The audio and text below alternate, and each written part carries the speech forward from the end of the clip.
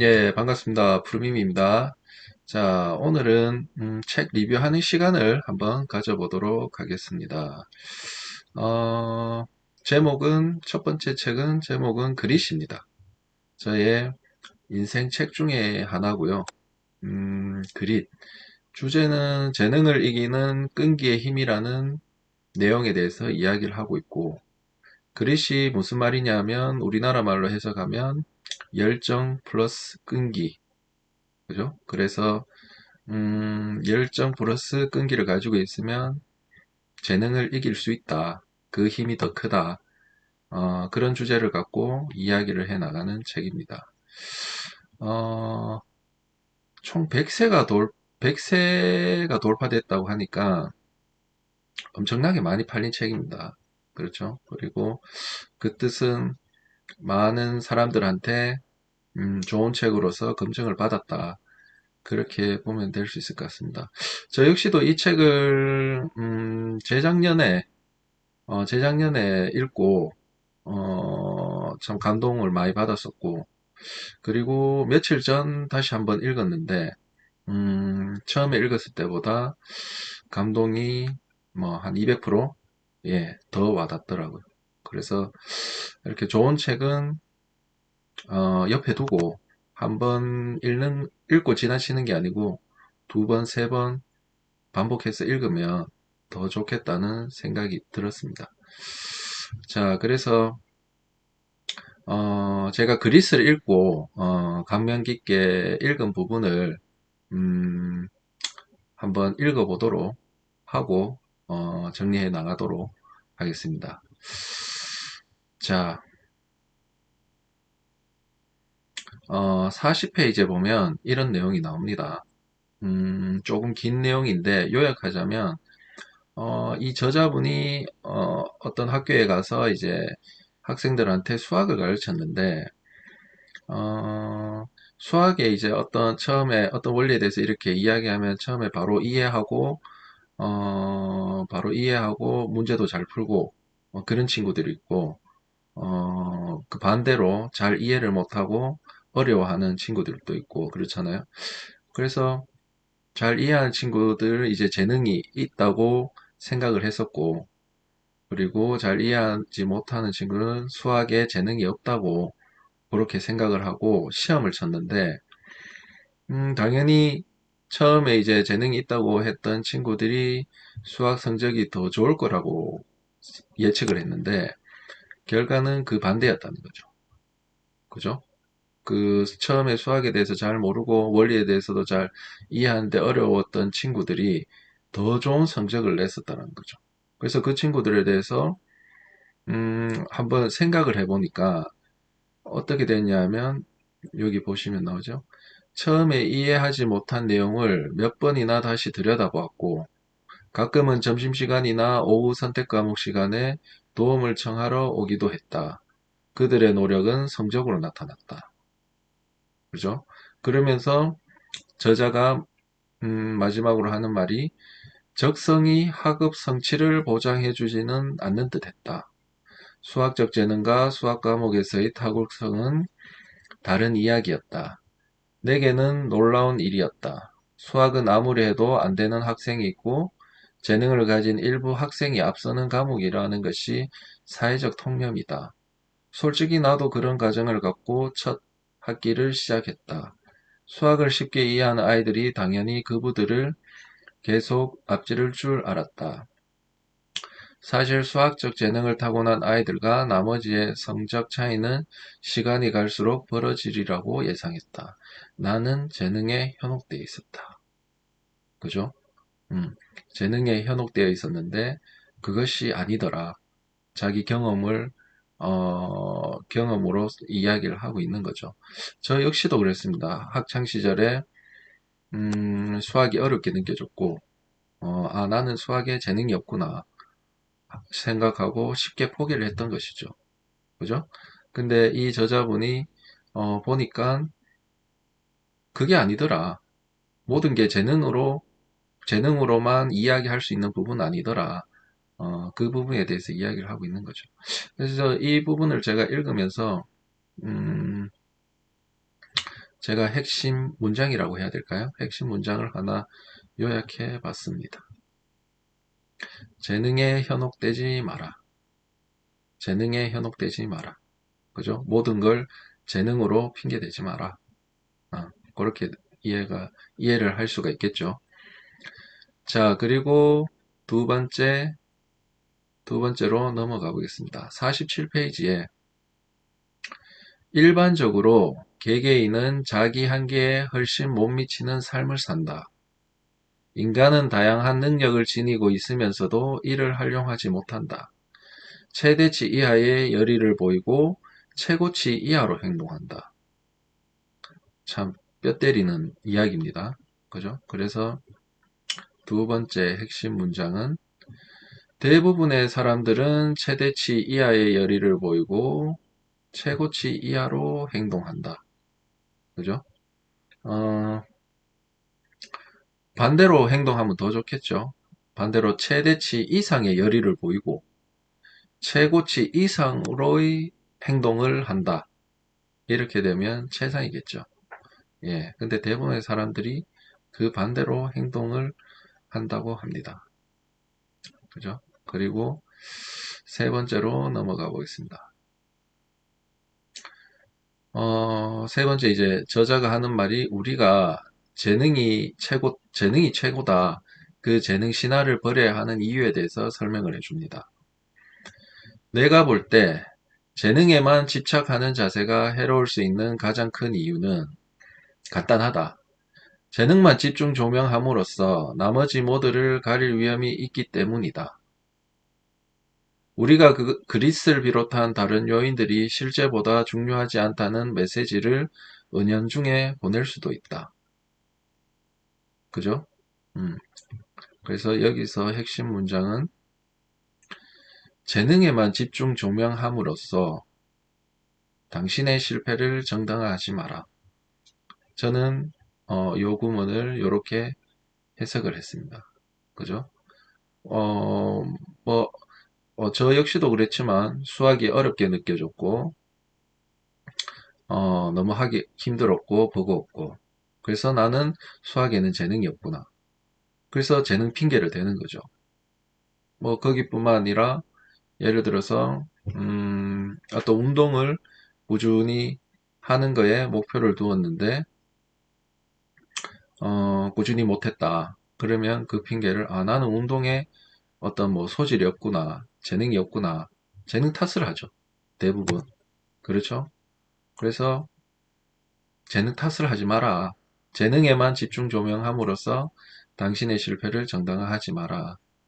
네, 그게 핵심 문장인 것 같습니다. 자, 그리고 네 번째로 넘어가 보겠습니다. 재능은 우리가 성공한 운동선수에게 붙이는 가장 흔한 비전문가적 설명일 것이다. 우리는 마치 재능이라는 눈에 보이지 않는 실체가 경기 성적이라는 표면적 현실 뒤에 존재하고 있어서 최고 선수와 나머지 선수들을 구별해 주는 것처럼 말한다.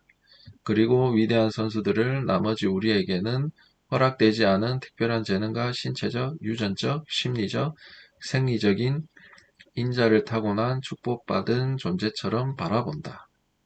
재능이 있는 선수도 있고 없는 선수도 있다. 재능을 타고난 선수도 있고 아닌 선수도 있다. 그죠? 그래서 저는 이 구문을 보면서 핵심 문장을 이렇게 요약했습니다. 재능은 성공한 사람들에게 붙이는 가장 흔한 비전문가적 설명일 뿐이다. 그죠? 우리가 흔히 성공한 사람들이 보면서 그죠? 저 친구 뭐 예를 들어서 금메달 올림픽에서 금메달 딴 선수가 있습니다. 그럼 저 친구는 뭐 수영에 재능이 있어서 그죠? 그 재능을 잘 살려서 금메달을 땄다. 저 친구는 육상을 잘했는데 육상을 재능을 살려서 뭐 어떤 재능이 있었기 때문에 그것으로 인해서 성공을 했고 금메달을 땄다. 뭐 이런 식으로 그죠? 근데 알고 보면 물론 재능도 있었겠죠. 근데 알고 보면 그 뒤에 숨겨진 어떤 노력, 꾸준하게 하는 힘, 끈기의 힘 그런 것도 있었다는 말입니다. 그죠? 무조건 재능으로만 설명할 수는 없다. 재능이 맞는 건 아니다. 그런 이야기입니다. 예. 그리고 다섯 번째로 넘어가 보겠습니다. 여기서 챔블리스는 위대한 수영 선수들의 전기를 통해 그들의 궁극적 성공에 기여한 많은 요소들을 알 수 있다고 말한다. 예를 들어 아주 뛰어난 수영 선수들은 거의 예외 없이 수영에 관심이 있고 코치 강습료와 대창갑이 그리고 그에 못지않게 중요한 수영장 이용료를 지불할 정도의 수입이 있는 부모를 두었다.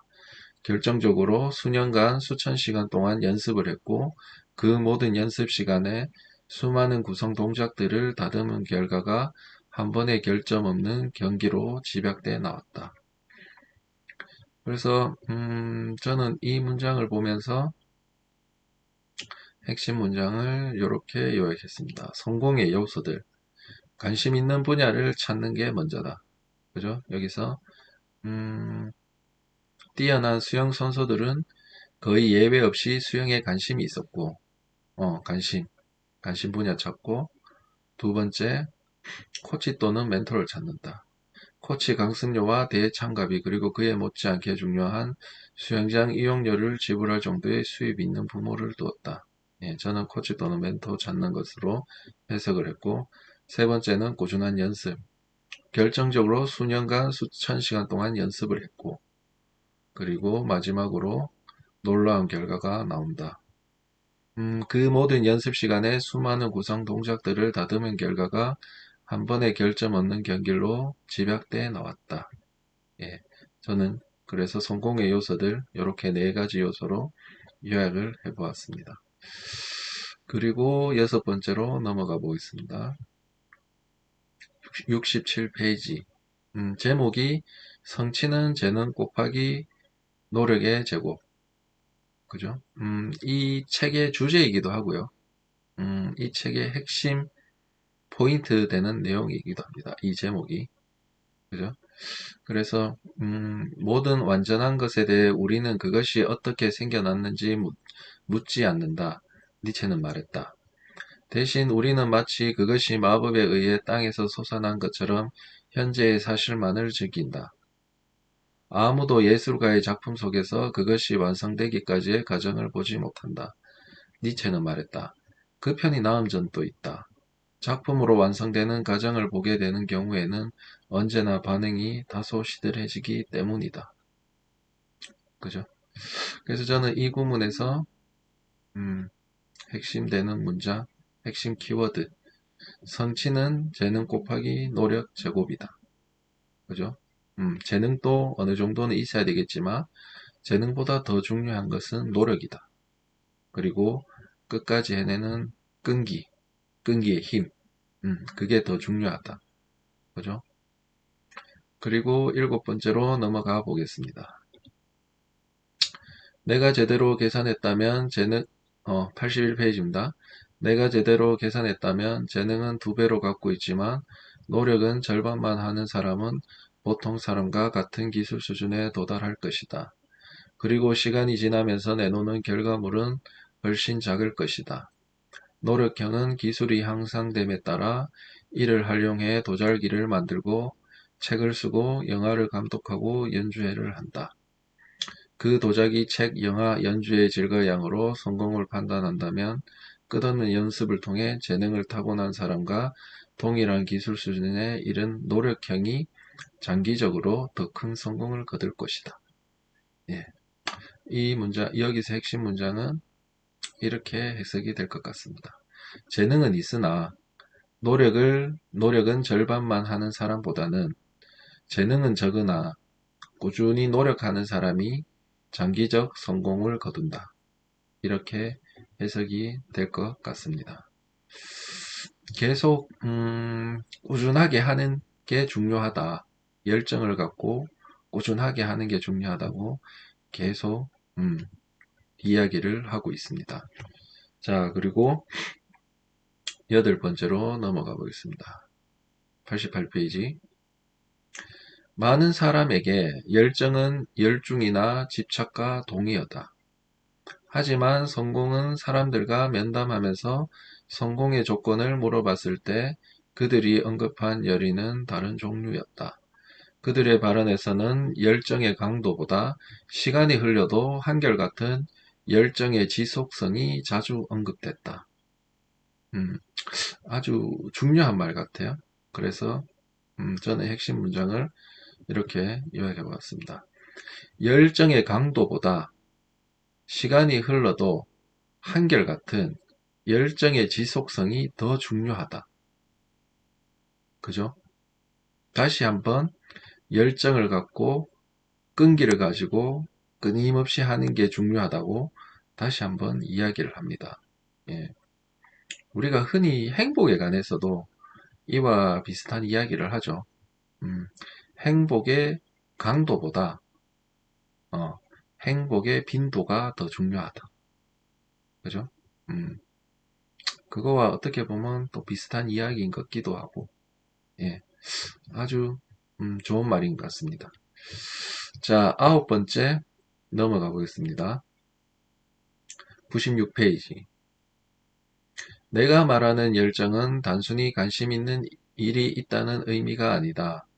그것은 동일한 최상위 목표에 변함없이 성실하고 꾸준하게 관심을 둔다는 의미다. 변덕스럽지도 않다. 열정은 날마다 잠들 때까지 생각했던 질문을 잠에서 깨어나는 순간부터 다시 생각하게 만든다.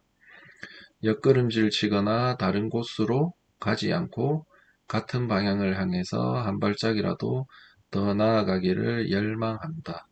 열정은 우선순위를 확실하게 만든다. 예, 역시나 좋은 말이죠. 저는 이 문장을 이렇게 요약했습니다. 진정한 열정은 단순한 관심이 아니라 최상위 목표를 설정하고 그것에 성실하고 꾸준하게 관심을 둔다는 의미이다. 예, 저는 이렇게 요약을 해봤습니다. 자, 그리고 마지막으로 10번째로 넘어가 보겠습니다. 103페이지. 자신의 성의 목표가 무엇인지 알 만큼 인생을 어느 정도 살고 고민도 거친 후에 상위 목표는 잉크로 쓰더라도 하위 목표는 연필로 써야 한다. 그래서 때에 따라 수정하거나 혹은 전부 지우고 새로운 하위 목표를 대신 쓸 수 있어야 한다. 그렇죠? 저는 이 문장을 이렇게 해석했습니다. 일생의 목표인 최상위 목표에 관해서는 잉크로 쓰고 그것에 도달하기 위한 구체적인 하위 목표는 연필로 써라. 카메라를 잠깐 옮겨볼까요? 그죠? 최상위 목표는 잉크로 쓰고 구체적인 하위 목표는 연필로 써라. 이 말은 뭐냐고 하면 예를 들어서 최상위 목표를 하나를 설정한다고 해봅시다. 예를 들어서 최상위 목표를 3년 안에 나는 내 집 마련을 목표로 한다. 3년 안에 내 집 마련한다. 이거를 최상위 목표로 설정을 한 겁니다. 그러면 그것에 도달하기 위한 구체적인 하위 목표들이 있겠죠. 예를 들어서 3년 안에 내 집 마련을 하기 위해서 나는 열심히 일을 해서 연봉을 높여 나간다. 연봉을 뭐 예를 들어서 지금 3천만 원인데 연봉을 4천만 원, 5천만 원으로 높여 나간다. 그죠? 그건 구체적인 하위 목표가 되겠죠. 그리고 또 뭐가 있을까요? 나는 내 집 마련을 하기 위해서 뭐 투잡을 뛴다. 대리운전을 한다. 뭐 그런 것도 하위 목표가 되겠죠. 또 뭐가 있을까요? 나는 내 집 마련을 3년 안에 내 집 마련을 하기 위해서 뭐 부동산 강의를 듣는다. 부동산 책을 읽는다. 뭐 그런 것도 하위 목표가 될 수 있겠죠. 자, 근데 우리가 목표를 설정하고 행동을 하다 보면 그 구체적인 하위 목표들은 조금씩 수정을 해야 할 때가 있습니다. 그죠? 그래서 연필로 적으라는 겁니다. 수정을 할 수가 있기 때문에 어떤 경우냐 하면 내 집 마련을 3년 안에 하기 위해서 연봉을 4천만 원, 5천만 원을 목표로 한다고 했잖아요. 근데 일을 열심히 하다 보니까 연봉이 5천만 원, 6천만 원 더 올라갈 수도 있잖아요. 그러면 수정해서 연봉을 목표가 3천, 4천에서 뭐 6천, 7천으로 바꾼다든지. 그죠? 또 어떤 게 있을 수가 있죠. 아까 전에 말씀드린 게 하위 목표가 3년 안에 내 집 마련을 하기 위해서 투잡을 뛴다. 뭐 대리운전을 한다든지 그렇게 이야기했는데 뭐 대리운전은 밤늦게까지 해야 되니까 내하고는 안 맞는 것 같다. 그래서 나는 대리운전 대신 뭐 어떤 주식 투자를 해서 돈을 그 자산을 늘려가고 싶다. 뭐 그런 식으로 수정도 가능하겠죠. 그리고 뭐 부동산 강의, 뭐 부동산 책을 읽어서 3년 안에 내 집 마련을 하기 위해서 그런 하위 목표를 세웠는데 그것도 뭐 다른 방식으로 수정이 되겠죠. 네. 그래서 그런 하위 목표들은 연필로 써라. 언제든 수정 가능하게. 근데 여기서 중요한 것은 최상위 목표. 3년 안에 내 집을 마련하는 그 목표는 절대 연필이 아닌 잉크로 적어라. 즉, 이 목표는 흔들림이 없어야 된다. 수정 불가능하다. 그죠? 여기에 집중해야 된다. 그래서 잉크로 적어라. 네, 그 말인 것 같습니다. 자, 그래서 10번째까지 알아봤고요. 첫 번째부터 10번째까지를 한번 요약을 해봤습니다. 이렇게 요약을 해봤습니다.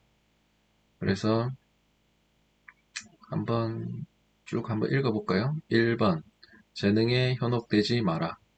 2번, 대부분의 사람들은 최대치 이하의 열의를 보이고 최고치 이하로 행동한다.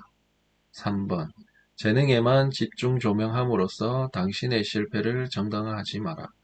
4번, 재능은 성공한 사람들에게 붙이는 가장 흔한 비전문가적 설명일 뿐이다. 5번, 성공의 요소들. 관심 있는 분야 찾기, 코치 또는 멘토 찾기, 꾸준한 연습, 놀라운 결과. 6번, 성취는 재능 곱하기 노력의 제곱. 7번, 재능은 있으나 노력은 절반만 하는 사람보다는 재능은 적으나 꾸준히 노력하는 사람이 장기적 성공을 거둔다. 8번, 열정의 강도보다 시간이 흘러도 한결같은 열정의 지속성이 더 중요하다. 9번, 진정한 열정은 단순한 관심이 아니라 최상위 목표를 설정하고 그것에 성실하고 꾸준하게 관심을 둔다는 의미이다. 10번, 일생의 목표인 최상위 목표에 관해서는 잉크로 쓰고 그것에 도달하기 위한 구체적인 하위 목표들은 연필로 써라. 자, 이렇게 그릿에 나오는 핵심 문장들 1번부터 10번까지 뽑아봤습니다. 오늘은 여기까지 하고요. 뒤에 내용은 또 다음 방송 시간에 또 만나서 이야기하도록 하겠습니다. 자, 오늘 방송은 여기까지 하도록 하겠습니다. 자, 감사합니다.